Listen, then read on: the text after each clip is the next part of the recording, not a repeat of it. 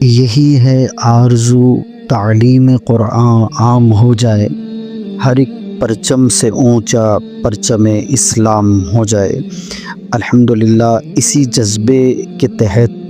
جامع مسجد بخاری میں مدرسہ نور بخاری کے تحت صبح 8 سے لے کر رات 8 بجے تک طلباء اور طالبات کو قرآن پاک کی تعلیم بالکل فری دی جاتی ہے۔ الحمدللہ اس میں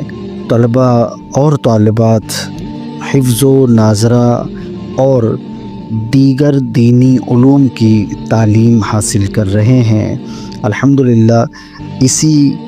نور بخاری مدرسے کے تحت مارچ 2025 کے رمضان المبارک میں الحمدللہ 29 روزہ شبینے کا انعقاد کیا گیا،